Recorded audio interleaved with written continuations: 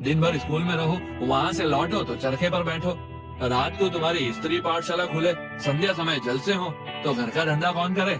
मैं बैल नहीं हूँ, तुम्ही लोगों के लिए इस जंजाल में फंसा हुआ हूँ। अपने ऊपर लाद न ले जाऊंगा। तुम्हें कुछ तो मेरी मदद करनी चाहिए। बड़े नीतिवान बनते हो। क्या यह नीति है कि बूढ़ा बाप मरा करे और जवान बेटा उसकी बात भी न पूछे? अमरकांत ने उद्दंडता से कहा, मैं तो आपसे बार बार कह चुका, आप मेरे लिए कुछ न करें। मुझे धान की जरूरत नहीं। आपकी भी वृद्धावस्था है। शांत चित्त होकर भगवत भजन कीजिए।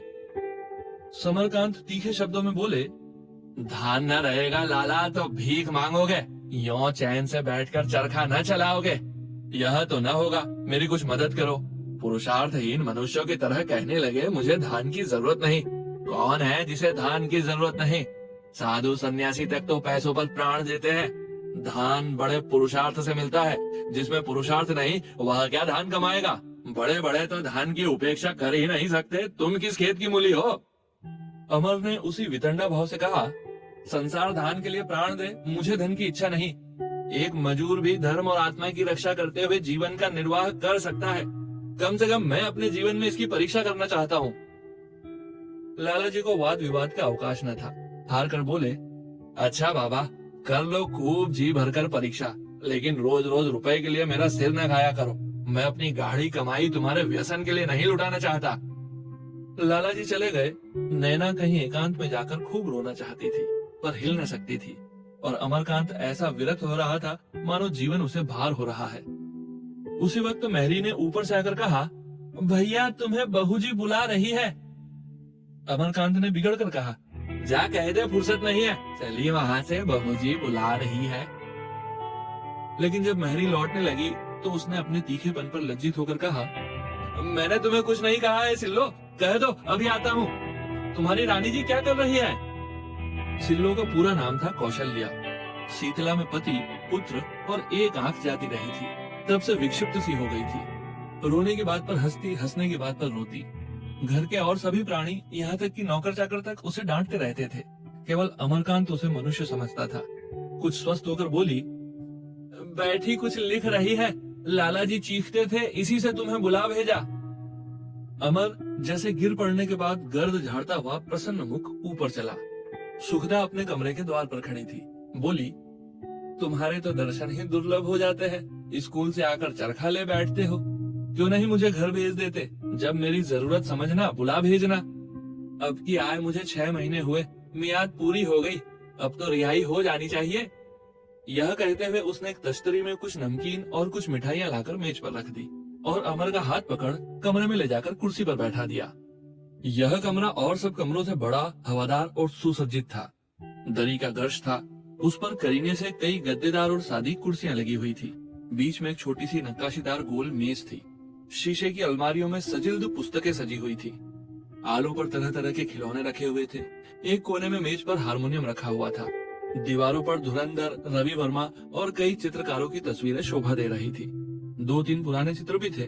कमरे की सजावट से सुरुचि और संपन्नता का आभास होता था। अमरकांत का सुखदा से विवाह हुए 2 साल हो चुके थे। सुखदा 2 बार तो 1-1 महीना रहकर चली गई थी। अब की उसे आए 6 महीने हो गए थे, मगर उनका स्नेह अभी तक ऊपर ही ऊपर था। गहराइयों में दोनों एक दूसरे से अलग थे। सुखदा ने कभी अभाव न जाना था। जीवन की कठिनाइयां न सही थी।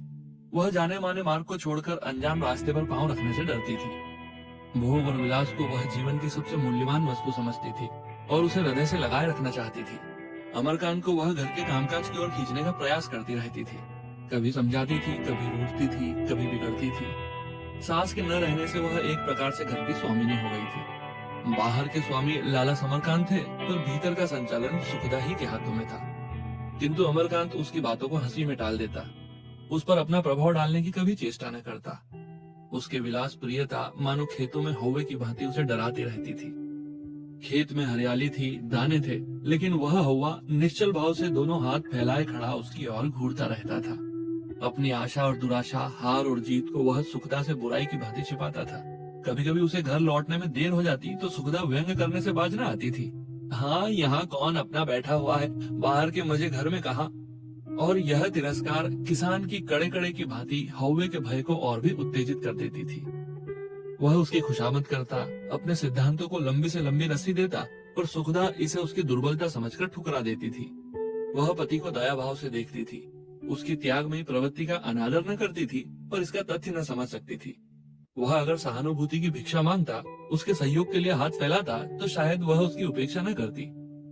अपनी मुट्ठी बंद करके अपनी मिठाई आप खाकर वह उसे रुला देता। वह भी अपनी मुट्ठी बंद कर लेती थी और अपनी मिठाई आप खाती थी। दोनों आपस में हंसते बोलते थे, साहित्य और इतिहास की चर्चा करते थे, लेकिन जीवन के गूढ़ व्यापारों में पृथक थे। दूध और पानी का मेल नहीं, रेत और पानी का मेल था, जो एक क्षण के लिए मिलकर पृथक हो जाता है। अमर ने इस शिकायत की कोमलता या तो समझी नहीं, यह समझकर उसका रस न ले सका। लालाजी ने जो आघात किया था, अभी उसकी आत्मा उस वेदना से तड़प रही थी। बोला, मैं भी यही उचित समझता हूँ। अब मुझे पढ़ना छोड़कर जीविका की फिक्र करनी पड़ेगी। सुखदा ने खींच कर कहा, हाँ, ज्यादा पढ़ लेने से सुनती हूँ आदमी पागल हो जाता है। अमर ने लड़ने के लिए यहाँ भी आस्तीनें चढ़ा ली। तुम यहाँ आक्षेप व्यर्थ कर रही हो। पढ़ने से मैं जी नहीं चुराता, लेकिन इस दशा में पढ़ना नहीं हो सकता। आज स्कूल में मुझे जितना लज्जित होना पड़ा वह मैं ही जानता हूँ। अपनी आत्मा की हत्या करके पढ़ने से भूखा रहना कहीं अच्छा है। सुखदा ने भी अपने शस्त्र संभाले। बोली, मैं तो समझती हूँ कि घड़ी दो घड़ी दुकान पर बैठकर भी आदमी बहुत कुछ पढ़ सकता है। चरखे और जलसों में जो समय देते हो वह दुकान पर दो तो कोई बुराई न होगी। फिर जब तुम किसी से कुछ कहोगे नहीं तो कोई तुम्हारे दिल की बातें कैसे समझ लेगा। मेरे पास इस वक्त भी 1000 रुपए से कम नहीं, वह मेरे रुपए हैं, मैं उन्हें उड़ा सकती हूँ। तुमने मुझसे चर्चा तक न की। मैं बुरी सही, तुम्हारी दुश्मन नहीं। आज लाला जी की बातें सुनकर मेरा रक्त खौल रहा था। 40 रुपए के लिए इतना हंगामा। तुम्हें जितनी जरूरत हो मुझसे लो। मुझसे लेते तुम्हारे आत्मसम्मान को चोट लगती हो, अम्मा से ले लो। वह अपने को धन्य समझेगी। उन्हें इसका अरमान ही रह गया कि तुम उनसे कुछ मांगते। मैं तो कहती हूँ मुझे लेकर लखनऊ चले चलो और निश्चिंत होकर पढ़ो। अम्मा तुम्हें इंग्लैंड भेज देगी, वहाँ से अच्छी डिग्री ला सकते हो। सुखदा ने निष्कपट भाव से यह प्रस्ताव किया था। शायद पहली बार उसने पति से अपने दिल की बात कही। अमरकांत को बुरा लगा। बोला, मुझे डिग्री इतनी प्यारी नहीं है कि उसके लिए ससुराल की रोटियां तोड़ूं। अगर मैं अपने परिश्रम से धनोपार्जन करके पढ़ सकूंगा तो पढ़ूंगा, नहीं कोई धंधा देखूंगा। मैं अब तक व्यर्थ ही शिक्षा के मोह में पड़ा हुआ था। कॉलेज के बाहर भी अध्ययनशील आदमी बहुत कुछ सीख सकता है। मैं अभिमान नहीं करता, लेकिन साहित्य और इतिहास की जितनी पुस्तकें इन 2-3 सालों में मैंने पढ़ी हैं, शायद ही मेरे कॉलेज में किसी ने पढ़ी हो।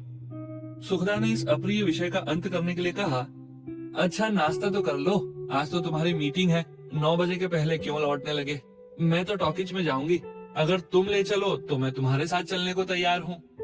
अमर ने रूखेपन से कहा, मुझे टॉकीज जाने की फुर्सत नहीं है, तुम जा सकती हो। फिल्मों से भी बहुत कुछ लाभ उठाया जा सकता है, तो मैं तुम्हें मना तो नहीं करता। तुम क्यों नहीं चलते? जो आदमी कुछ उपार्जन न करता हो उसे सिनेमा देखने का अधिकार नहीं। मैं उसी संपत्ति को अपना समझता हूँ जिसे मैंने परिश्रम से कमाया है। कई मिनट तक दोनों गुम बैठे रहे। जब अमर जलपान करके उठा तो सुखदा ने सप्रेम आग्रह से कहा, कल से संध्या समय दुकान पर बैठा करो।